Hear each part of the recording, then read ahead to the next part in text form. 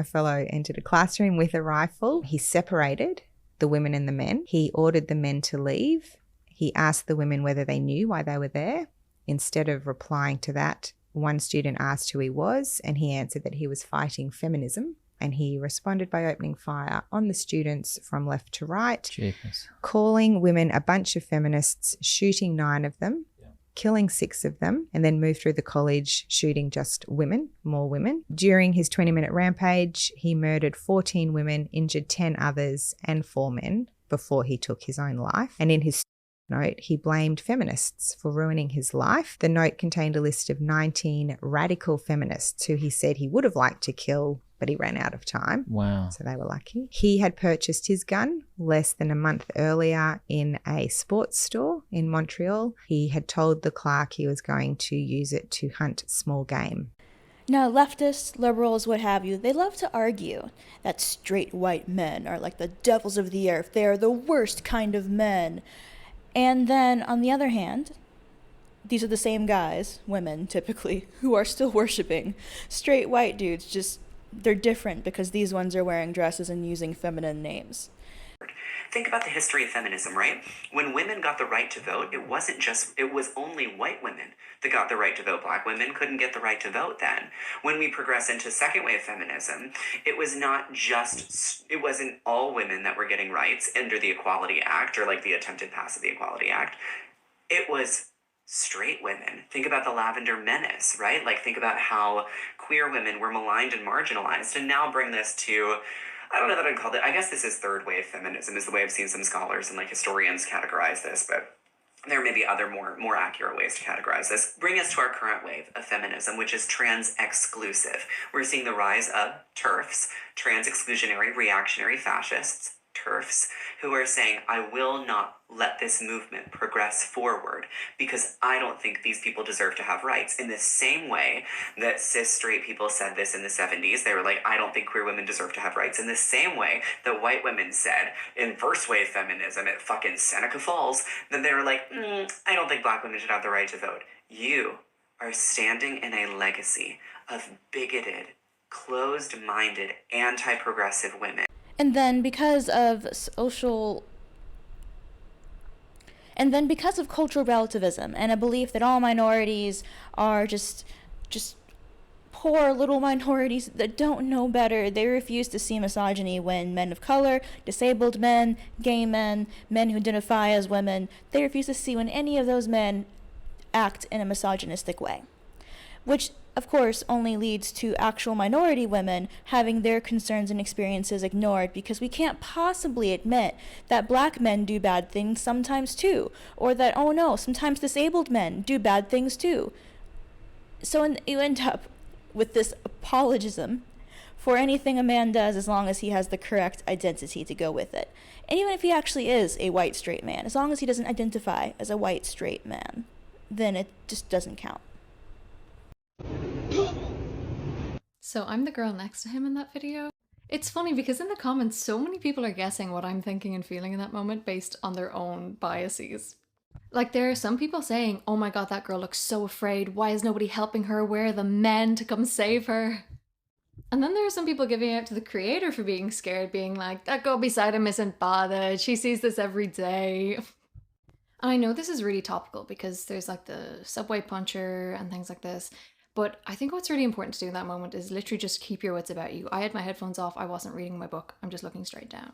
What was really telling about the comments in that video, though, was that nobody had empathy for the guy who was obviously experiencing some sort of mental health episode. In case things do get violent, you can only protect yourself. But where is the empathy for somebody who has no support? Why is he having that episode on the subway? Why doesn't he have somewhere to go? This has blown my mind about living in New York. People repeatedly calling homeless people crazies as if they're not real people. In fact, often liberal men are aware that if they call themselves liberal and use the correct language, they can get away with plain old misogyny because it's directed at the right women. So it's totally okay to be misogynistic towards white women as long as you say white cis women. And it's totally okay to be, pro-raping women if it's women you don't agree with. You can use slurs and mean language towards women you don't agree with. You can threaten sexual violence as long as they're conservative women, transphobic women, women that you think are bad. Okay, so essentially you've given yourself an excuse to be misogynistic as long as someone just doesn't do what you like. Therefore, any woman can be a justified victim of misogyny as long as you don't like her. I think that there is a way to broker a ceasefire, but it's going to have to require 50 young women to agree to be raped and then held hostage by the Israeli government. And then on the other hand, you've got the conservative types, and I'm using these words from an American perspective in a very vague sense because this is not a scripted video, but you know exactly who I'm referring to, who then protest because, oh, but the brown men are super awful and horrible and they're worse than us. And I think both sides tend to forget the problem is not a specific type of man. It's just men in general. Men in general commit the majority of crime, violent crime specifically. And I think that it just seems a little safer to pretend that the men that you spend the most time with are safe to be around, that you don't have to worry about, for example, if you get pregnant, who's more likely to murder you? It makes it easy. It makes you feel safer to say that it'll be some rando on the street than it is to admit that the majority of deaths for pregnant women is caused by murder, and those deaths tend to be caused by an intimate partner. A new report out in Australia just this week shows that domestic violence, and in particular, intimate partner femicide, is predictable and preventable if our society pays attention. In an analysis of 235 cases, legal scholars found 68% of offenders had prior engagement with the police, 65% of offenders had prior engagement in a legal setting, and 3.5% of offenders had prior engagement with child protection or child first services. When they looked at the data altogether, almost 3/4, 71% of offenders had prior contact with at least two of those three. In 10% of these cases, the offender was at the time of the intimate partner femicide either on bail or on parole. Almost 2/3 of them had a prior conviction for a criminal offense, and slightly more than 1/3 had a prior conviction for a domestic or family violence related incident. Almost 2/3, 65% of offenders had a prior conviction for a criminal offense. A little more than 1/3 had a prior conviction for a domestic or family violence related incident. A little more than that, 37% of offenders had a prior conviction for a violent offense. And about 1 in 5 were listed as the primary aggressor on a civil order at the time of the intimate partner femicide. Again, in almost 2/3 of cases, there was a prior allegation of family violence against the offender. What these data show is that the legal and criminal systems overlook these red flags and warning signs time and time again because they don't really care about protecting women. And it's easy to pretend that it's just the brown guys who are doing all the bad things, when that's just not the case. Come to Southeast Asia and the majority of sex tourists are white dudes. Just because you're not personally witnessing it doesn't mean that it's not there. Now, the type of violence and how much it's accepted does differ based on location and culture. When 4 12 to 14-year-old boys have been arrested for raping a girl in a Morrison's car park in broad daylight, something has gone horrendously wrong. But we're really surprised by boys this young allegedly committing an act as disturbing and brazen as this. Here's 6 reasons why I'm not. Number 1, easily accessible violent pornography. And I'm not just talking on your mainstream porn websites, but also on our social media platforms. Number 2, misogynistic men on social media platforms who society call influencers. Number 3, sexist and derogatory music in mainstream charts. Number 4, a criminal justice system that has basically legalised rape with a charge rate of just over 2%. And that's just the charge rate, that's not even conviction at court. Number 5, victim-blaming media headlines and societal attitudes. And number 6, a completely outdated education system that prioritises passing exams over preparing young people for real life in 2024. We are failing children and young people. They are growing up in a society where violence against women and girls and domestic abuse is completely accepted and normalised. Now, I haven't got answers for everything, but what I can offer is education on the law surrounding relationships and sex in schools, universities and local services for pupils, parents and staff. By empowering young people with their legal rights, we can start to counteract the incredibly dangerous myths and biases that are learnt through our society. For more information on what we can do and how we can help, check out the link in our bio. In Iraq, there is a proposed bill that would allow 9-year-olds to get married. A draft bill that would lower the legal age of marriage to just 9 years old is sparking outrage in Iraq. The proposal to amend Iraq's personal status law would reduce it from 18 years old. The move has drawn widespread criticism from activists and human rights defenders who say it would amount to child abuse, limit women's rights, and undercut civil family laws. One user took to X to say, the proposed law raises serious concerns and violates child rights. It also impacts health and education. Another user commented, child marriage is a human rights violation, and despite laws against it, the practice remains in other parts of the world. Many Iraqis took to the streets to voice their opposition. The bill, which passed its initial reading in parliament, would allow personal status matters such as marriage to be governed by sectarian laws. Opponents argue that these changes would lead to sectarian and religious societal division, something the Iraqi people are strongly rejecting. Suhailia Al-Assam, a women's rights activist, told The National, would politicians let their 9-year-old daughter to get married? I'm sure not, but they would allow the oppressed Iraqi population to do so. But we also have child marriage in the US.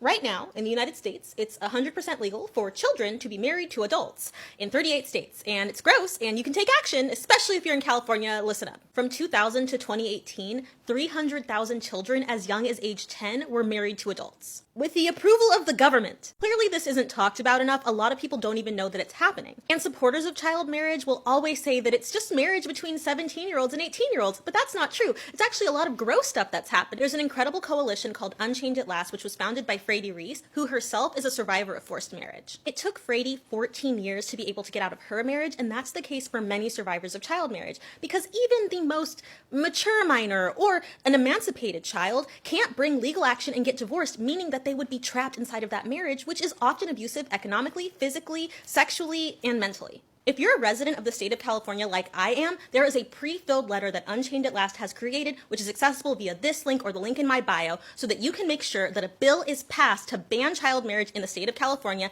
18, no exceptions, no amendments. Super easy. You put in your name, you put in your address so that they know that you're a constituent of that representative, and you hit send, and then boom, you're helping to end child marriage. But if you're not in California, but you're also in the US and you want to fight child marriage in your state, make sure you stay up to date with Unchained at Last. They're doing incredible work. If we want to protect children, we have to ban child marriage.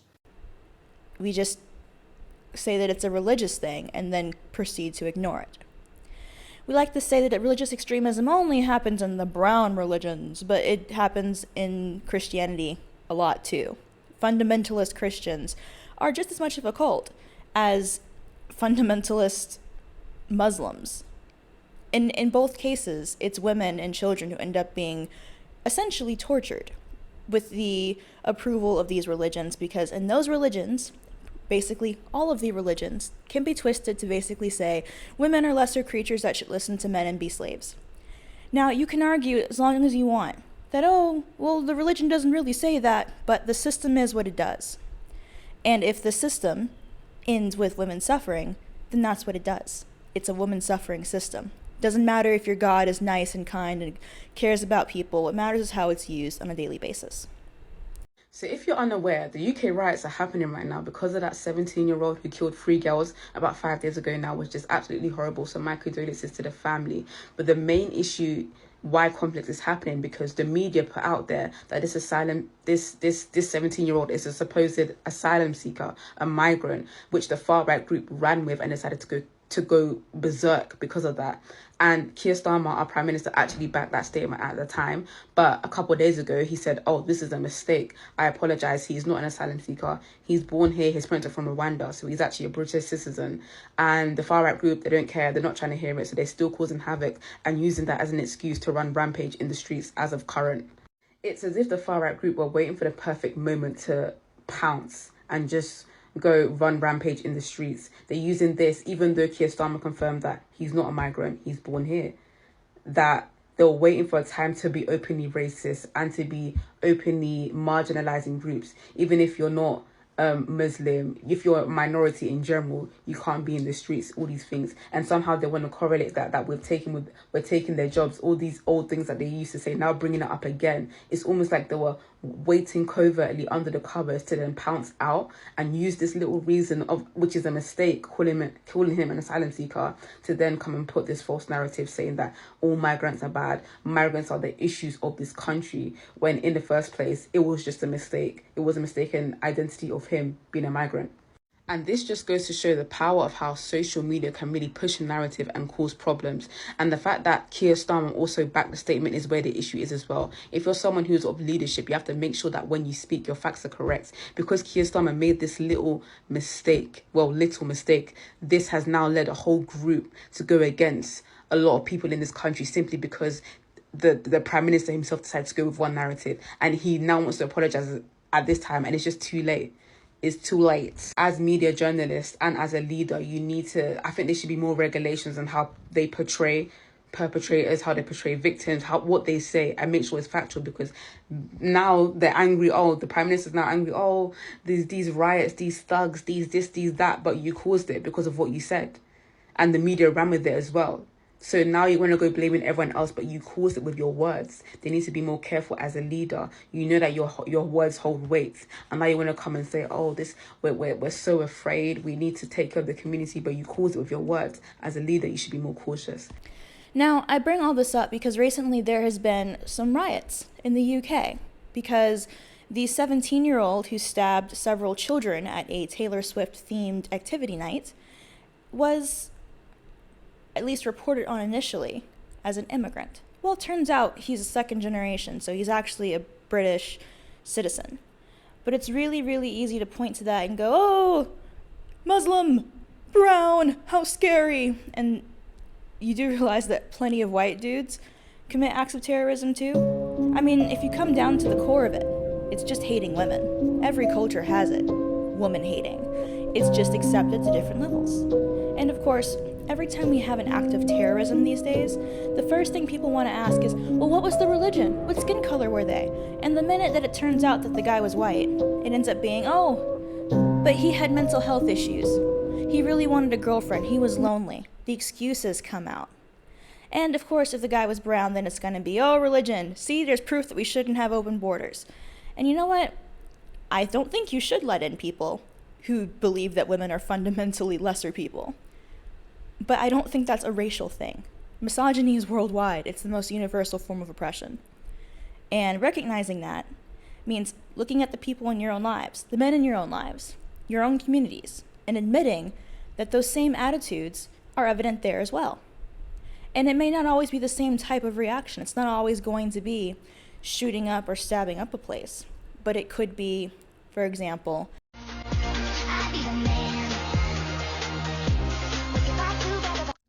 choking back tears seeing that, because I've been saying for years that deepfakes were going to be the worst thing to happen to women ever, and here we are. Some people don't know, but I believe, one of the first deepfakes to ever be made, and they used the Game of Thrones girl. They put her face on my body without either of our consent. And I believe that was the first deepfake to ever really exist, from what I've heard from addicts. No shame. I mean, some shame, but like, not trying to be rude to those who are addicted to that content. It's just, this is disgusting. It's terrifying. It's one thing when you went and had some say in being in the films, like myself. Although I was groomed and trafficked, I had some involvement, at least, in the content that was made of me most of the time, outside of the deepfake that I just explained. And people like Brooke had absolutely no say or any interest or any, she didn't partake at all. And this is going to be the story for a lot of women. I mean, they're going to be able to deepfake anybody. What is your purpose on the earth as a woman if you're not seeking some type of family? So serious, go to AO3.com, look up something called MPreg or the Omegaverse, and I want you to just really digest what you're reading, because the thing is, a lot of men don't understand sexism, the patriarchy, and misogyny unless it directly affects them. Oh, getting pregnant is the most natural thing a woman can do. You don't understand the sacrifice, and you won't understand it until you see what Tony Stark has to give up to have Cap's child. And in plenty of secular communities, you still have femicide.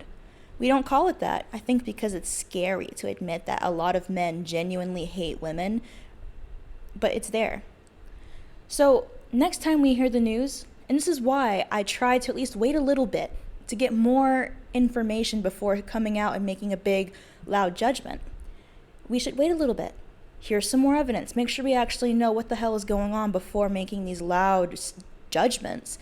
Because, we all suffer from confirmation bias. It's really easy to think, this information corroborates what I already believe in, it sounds reliable, I will accept it. And the truth is, we all have biases. We all have to double check the facts and look for real numbers and make sure that we're not just buying into bullshit because it's bullshit we like the taste of. And when it comes to these riots, this feels like a repeat of the Black Lives Matter stuff that was happening back in 2016 in the US, where it's just racial tensions coming to a head because of the amount of immigration that's been coming into Europe over the past couple years. And of course, that's a whole other discussion. But the issue isn't brown people or Muslim people or people who look like this or talk like that. The issue is misogyny. And then, of course, there comes in your extra serving of racism that lets you take those examples of misogyny and say, it's proof they're bad people, while allowing you to ignore what's going on in your own backyard. Because again, it's a lot easier to say the boogeyman is someone who looks and acts different than you than it is to admit that you can't tell who's in danger. It's like the zombie apocalypse. Everyone's hiding whether or not they're bitten, and you have to understand that everyone is possibly a danger. We just don't know who. Anyhow, this, dear viewers, is where we part. I recorded this video without a script after drinking a bottle of soju. But I still think it's worth posting, so you're still going to see it. Beyond that, I have to admit, I'm getting busier with work. Oh my gosh, I have a real adult job that's like real adult hours, and I'm in charge of things. I'm a manager, which is crazy to me. 23 and I'm in charge of people.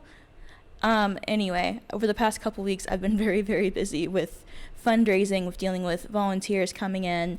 I'm going to try to keep up with my usual 3 videos a week, but I might be switching down to 2 videos a week, or doing 2 scripted and 1 non-scripted video, something like that, just because I don't think I can keep up with the production and also sleep and go to work and have a life. So just a heads up that there might be some changes coming.